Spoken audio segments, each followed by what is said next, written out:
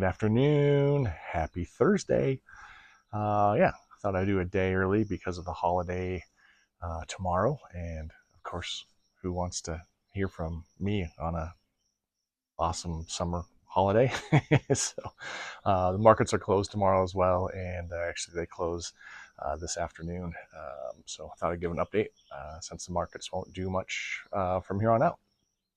So, yeah, what happened? The Mortgage News Daily 30-year fixed average today is at 6.75% APR. That is up slightly from last Friday, which was at 6.72% APR. Yeah, what came out? As I mentioned last week, the big emphasis this week was going to be jobs.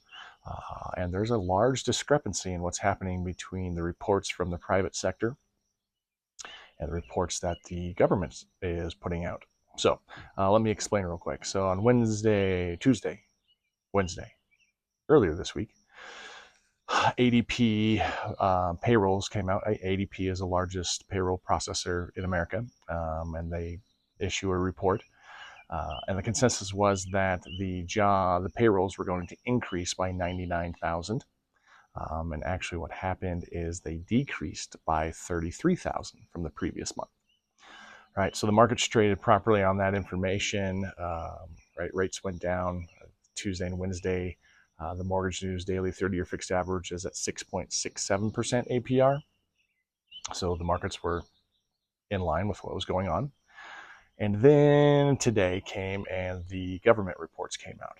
So non-farm payrolls actually increased. I don't remember the exact numbers, 147,000 versus consensus of 132,000, somewhere in there. Wasn't a big miss, but the idea that it was higher than anticipated is why the rates went up a little bit today. And then the unemployment rate dropped, actually. Consensus was that the unemployment rate was going to be at 4.3%. And it came in at 4.1%. So you kind of have to take the unemployment rate with a grain of salt. If they can't get the information that they need for it, from the surveys and the calls that they make for the unemployment rate, they just fill it in. So even though it's a large number, the markets focus on the internals, the other detailed information that comes out, not so much focusing on the unemployment rate.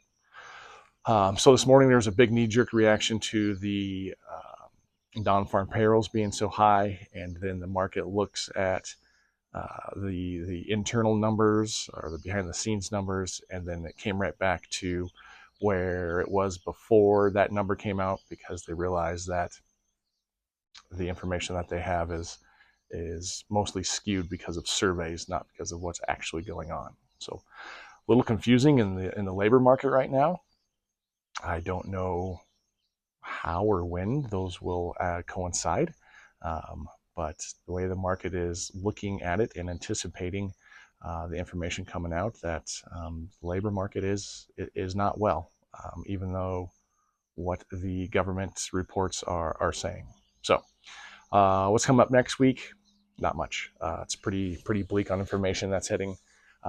That's coming out for economic information, so it's going to be all geopolitical next week. Other big thing that's weighing is the bill that's being passed, I believe at 3 o'clock this morning Eastern time.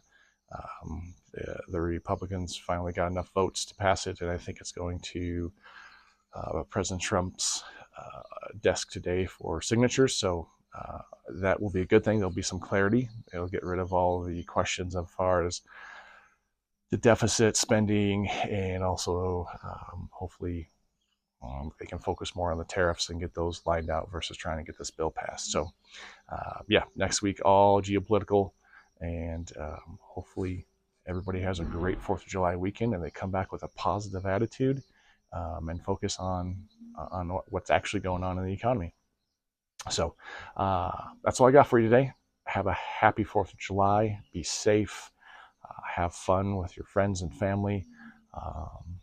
Yeah, in Montana, it's kind of the official start of summer versus the rest of the country where they all start at Memorial Day.